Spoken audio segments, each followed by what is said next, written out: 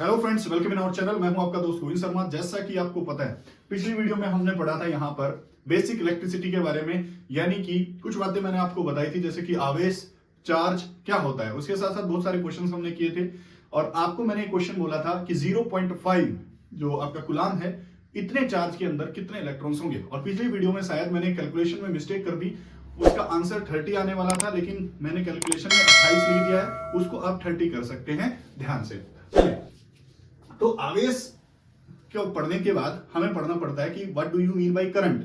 सबको पता है कि करंट हर जगह आप देख पाते होंगे या महसूस कर पाते होंगे कि करंट होता है।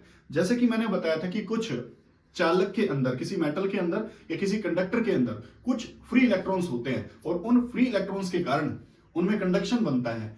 और कंडक्शन होता कैसे है या फिर ये करंट चलता कैसे है और इसकी डेफिनेशन क्या है, बेसिक ये जानेंगे। और साथ साथ हम कूलॉम लॉ के बारे में पहचानेंगे कि आज कूलॉम लॉ क्या कहता है, इसकी स्टेटमेंट क्या है, कैसे इसने किन बातों की चर्चा अपनी नियम में की थी, इसके बारे में आज की वीडियो में जानेंगे। बेसिकली करंट के बारे में मैं आपको बताता हूं। सबसे पहले देखो करंट क्या है। करंट की बेसिक डेफिनेशन ये है कि फ्लो ऑफ चार्ज या फिर आवेशों का जो गमन है, उसी चीज को हम क्या कहते हैं, उसी चीज को हम करंट कहते हैं। पहली डेफिनेशन आपके पेपर में आएगी, इतना ही पर्याप्त है आपके पेपर के लिए। तो करंट क्या है, आवेशों का फ्लो क्या कहलाता है, करंट कहलाता है। सबको पता है कि करंट को नापने की जो इकाई है, मेजरमेंट की इकाई जो है, एसआई यूनिट जो है, उसको हम एम्पियर कहते हैं। एक साइंटिस्ट की याद में इसको रखा गया है। और तीसरी चीज आपसे पेपर में पूछेगा कि आपकी करंट को कौन से डिवाइस से मेजर किया जाता है। तो करंट को नापने का एक डिवाइस है जिसकी चर्चा मैं आगे वाली एक वीडियो में, फर्दर एक पूरा वीडियो आपका एमीटर के ऊपर मैं बनाने वाला हूं। तो आज के लिए इतना पर्याप्त है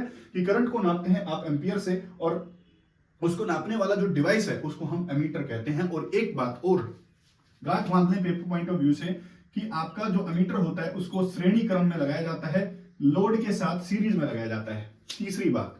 चौथी बात आप याद रखेंगे, जो करंट होता है वो एक अदिश राशि है, इसमें दिशा का कोई भी लेना देना नहीं है। तो तीन चार बातें हैं जो हमेशा पेपर के लिए याद रखेंगे। करंट स्केलर क्वांटिटी है, इसकी एसआई यूनिट एम्पियर है और इसको एमीटर से नापा जाता है और एमीटर प्राय सीरीज क्रम में लगाया जाता है। ये तो बेसिक क्वेश्चन है, मैं टॉप लेवल के क्वेश्चन भी आपको कराऊंगा। साथ साथ एक क्वेश्चन और पूछता है। देखो अभी मैंने बताया कि करंट होता है वो आवेश का फ्लो है, चार्ज का फ्लो है विद रिस्पेक्ट टू टाइम। प्रत्येक चीज टाइम के अनुसार होती है, इसलिए हमने यहां पर क्या लिया है, करंट को आई से दर्शाते हैं। I is equal to D Q upon D T, है ना। यहां पर आपका डेरिवेशन हुआ है, जिसको आपको हमेशा याद रखना। ये फार्मूला आपके पेपर में बहुत आने वाला है, या फिर ये फार्मूला आएगा I is equal to Q upon T. यहां पर क्यू क्या है, चार्ज है, आवेश है, टी यहां पर क्या है, समय है। आप इसको ध्यान रखेंगे, दोनों फार्मूले आपके पॉइंट ऑफ व्यू से बहुत ज्यादा इंपॉर्टेंट रहने वाले हैं। आओ, इतनी बातें शायद आप समझ गए होंगे, आगे चलते हैं। एक क्वेश्चन यहां पर आपको प्यारा सा मैंने पिछली क्लास में भी दिया था, इस क्लास में सुनो। इस क्लास में इक्वेशन दी है आपको, क्यू मतलब charge is equal to 6t square plus 3t, और यहां पर t का मान उसने दिया है 2 सेकंड। अब की बार आपसे उसने आवेश नहीं पूछा है, अब की बार उसने पूछा क्या है, अब की बार उसने पूछा कि करंट कितना होगा। देखो अब करंट का फार्मूला क्या होता है कि आप डेरिवेशन कर लें किस चीज का, चार्ज का, और विद रिस्पेक्ट टू टाइम कर लें। तो टाइम की आपकी यूनिट है, तो आप कैसे करेंगे, सबको अगर आता होगा डेरिवेशन करना। देखो जितनी पावर दी गई है उस पावर को आगे उतार लें।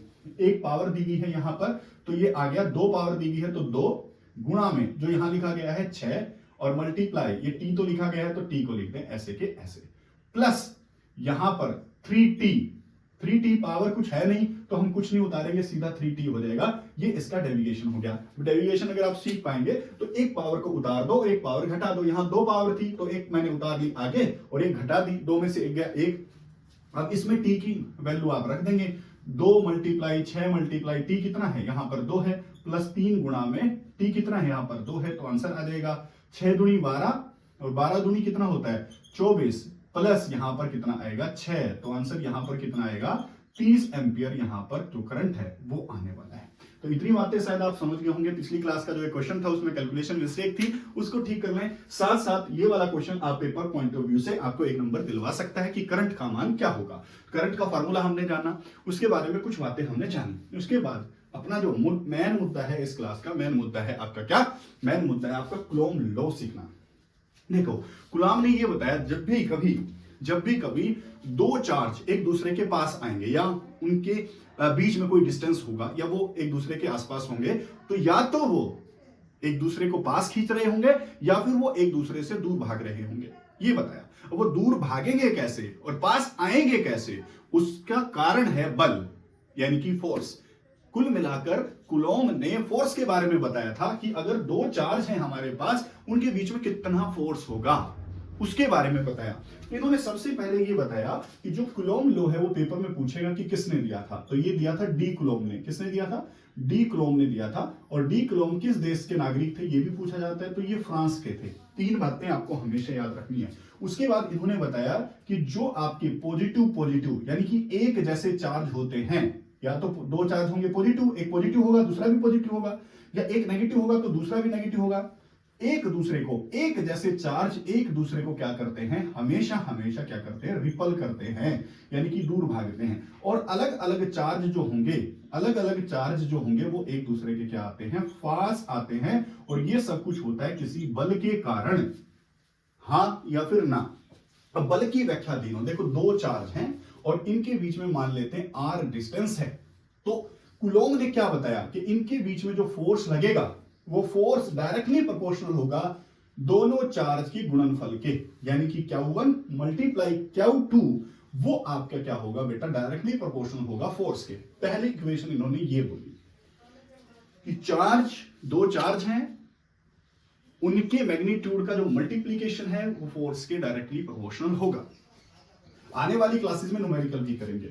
उसके बाद जो फोर्स होगा वो इनवर्सली प्रोपोर्शनल होगा इन दोनों चार्ज की जो डिस्टेंस है उस डिस्टेंस के स्क्वायर के इनवर्सली प्रोपोर्शनल होगा, यानी कि दूरी बढ़ाने से फोर्स का मान कम हो जाएगा। ये इन्होंने बोला, और कितना कम हो जाए, किस वैल्यू से कम होगा, तो वो स्क्वायर की वैल्यू से कम होता है। दोनों इक्वेशंस को अगर साथ साथ लिख देंगे तो क्या कुछ ऐसा लिख सकते हैं क्या? यस सर, ऐसा लिख सकते हैं, बिल्कुल लिख सकते हैं और बिल्कुल लिख सकते हैं। और इसी लॉ को हम इनवर्स लॉ भी कहते हैं, इनवर्स लॉ भी कहते हैं। ठीक है, तो आपका फोर्स की गणना किसने दी थी? दो चार्ज के बीच में फोर्स की गणना किसने दी थी? कुलोम्ब ने। कुलोम्ब कहां के थे? डी कुलोम्ब थे आपके फ्रांस के। और फोर्स डायरेक्टली प्रोपोर्शनल होता है दोनों चार्ज के मल्टीप्लीकेशंस के, या फिर आपका क्या है, गुणनफल के, और इनवर्सली प्रोपोर्शनल होता है उन दोनों की स्क्वायर ऑफ डिस्टेंस के। याद हो जाएगा, दोनों को मिलाकर कुछ ऐसा लिखा जा सकता है, ये आपको हमेशा ध्यान रख लेना है।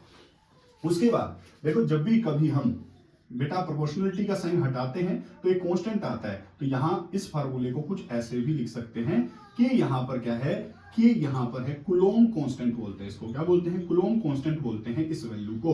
और के का जो मान है, के का मान हमेशा आपको याद रखना है 9 मल्टीप्लाई 10 की 9 न्यूटन मीटर स्क्वायर पर कूलम्ब स्क्वायर। आपको ये भी याद रखना है कि कूलम्ब कांस्टेंट की वैल्यू कितनी है, जल्दी से याद करेंगे। कूलम्ब कांस्टेंट की वैल्यू है 9 मल्टीप्लाई 10 की 9 न्यूटन मीटर स्क्वायर पर कूलम्ब स्क्वायर। याद रखना है आपको, ये बातें आपको ध्यान रखनी है। एक क्वेश्चन और आपको याद रखना है, जो के होता है उसके वैल्यू होती है 1/4 पाई एप्सिलॉन, ये आपकी इसकी क्या होती है, वैल्यू होती है। यहां पर ई नोट क्या है? ई नोट होती है आपकी विद्युतशीलता, परमिटिविटी ऑफ एयर या फिर फ्री स्पेस, ये आपकी होती है। तो एक ये फार्मूला आपको याद रखना है, एक ये वैल्यू आपको याद रखनी है, और साथ साथ इसकी नोटेशन आपको याद रखनी है। दो बातें और आपको याद रखनी है कि जो आपका कुलोम्ब लॉ है ना, वो पॉइंट चार्ज पर ही सत्य है।